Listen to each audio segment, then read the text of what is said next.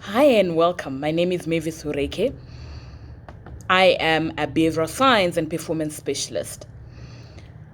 I am talking today about emotional literacy, and this is part 3. So if you have not listened to part 1 and part 2 of emotional literacy, look for these videos and watch them before you watch part 3. Doesn't really matter, but you just want to increase your content in terms of emotional literacy. Now, today I'm talking about triggers.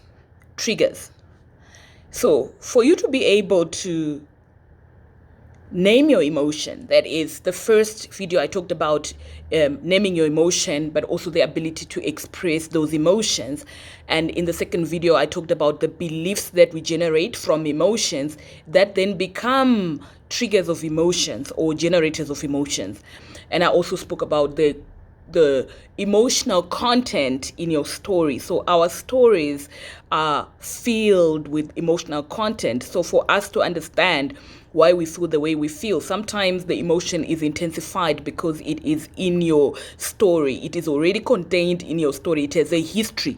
So you need to understand the history of your emotion before you can even try and manage it. So that literacy, that awareness is important. What is the source of my own emotions? Where are they coming from? Okay, so triggers. Today I'm talking about triggers. What pushes your buttons? Okay, again, looking at what is the source of your emotions. It requires literacy. You need to know where your emotions are coming from if you are to self-regulate. So today I'm talking about values. So we're not born with values. We generate values through life experiences. We actually generate values based on how our psychological needs are met or unmet during our formative years. So we generate values, which are foundational values. However, we can also, as we go through life, formulate new values as we go through life. So why is it important to become aware of what your values are? Because I always say every day when we engage with others, we are engaging with their values or they are engaging with our values. So there's a constant support or violation of values. So if there's support of values, you feel great. You feel you have a positive emotion. But if there is violation of your values, you experience negative emotion. Now, what we often then do is that we project our own values on others, expecting them to live our values on our behalf. Very key. So when you get triggered, it doesn't mean that you should ask the other person to do what you think they should do. For example, one of the key ones, if you value time, for example, and people around you do not value time, or they have a different way of valuing time. So for example, for you, it means if we said we're meeting at 2, it means 2. But for others, they can rock up after 5 past 2, 10 past 2, and it's not an event. So the level of the value and the valence that we will experience because of, the violation of that value is different. Some people wouldn't care less if somebody came at 5 past 2. I have a value for time, and before I had emotional literacy, I tell you, I used to be so annoyed if we said we're meeting at 2 and someone rocked up at 5 past 2. I would be so moody. I would be feeling so angry, annoyed, and feeling disrespected. So the meeting would probably not take place, or maybe I would vent out first, and then the mood of the meeting already is spoiled because someone feels violated, because their values have been violated. Now, this is called projection. So when you feel someone has violated your value and you get angry and you want to try change them and you lash out at them, you are now projecting your value on them because you don't know if for them that matters that much. Maybe for them time does not matter that much. So I learned over the times and over the period of learning about emotional intelligence and emotional literacy that my values are mine. I'm the one who value time. So I must make sure that I do with my time what is productive instead of, lashing out or getting offended all the time. So when I get offended, I realize I'm the one who values my time. So if I'm going to go to a meeting and I realize that someone else will probably be late, how do I use my time in a way that is valuable valuable, so that when they come, I don't feel disrespected or like they wasted my time, because maybe their value system does not have time as a high priority. But also, when you become aware of what your values are, you're able to communicate them and ask for support. So you'd be able to say, you know what, guys, time is very, very important to me. I would really, really appreciate it if we say we're meeting at 2 and you're here at 2. It's really important to me.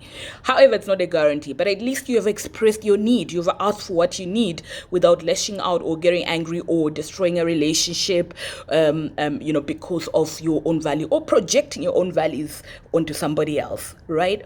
Okay.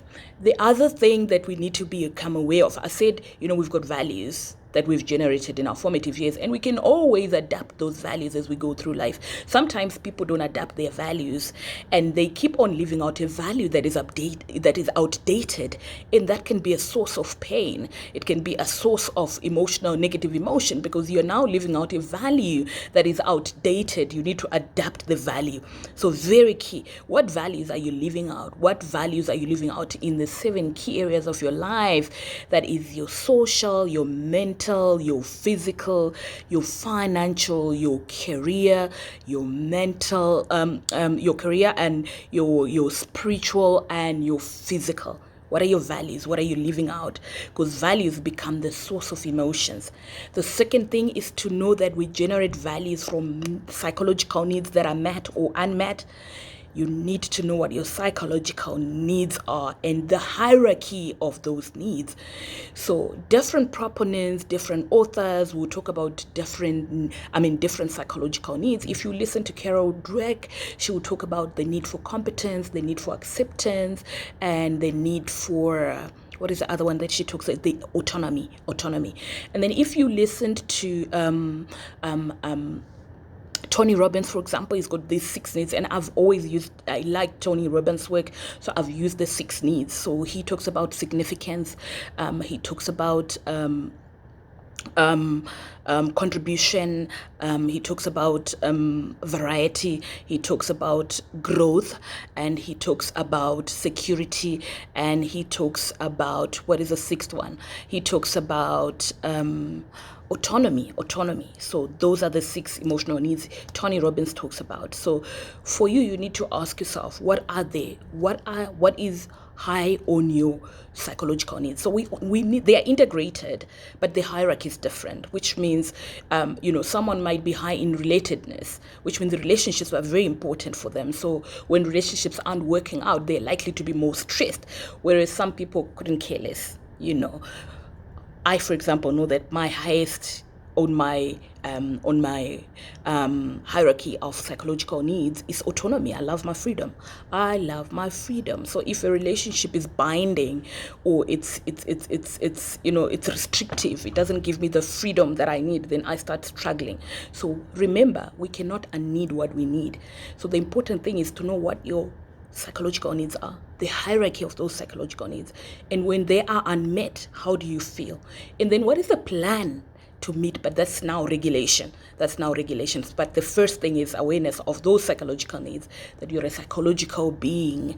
Whatever you do, you're actually doing to try and meet those psychological needs. Maslow will talk about physiological needs, but I tell you what, emotions are more important. Emotions are more powerful, in fact, that sometimes when people are angry, the things that are called basic, like sex, they will not do it. Or the things that are called roof over your head, someone would walk out and sleep in the street because they are too annoyed. Or things like food. Have you ever been so angry you didn't eat, or you were too angry you ate but still you were not feeling full? Okay, so very key, your values and your psychological needs as triggers of emotions. Thank you. Next time I'll be talking about regulation. How do you use your values and your psychological needs to make sure that you're building psychological capital, or that is experience at least dominantly positive emotions instead of dominantly experiencing negative emotions. Thank you for tuning in. I hope you found this helpful. Cheers then.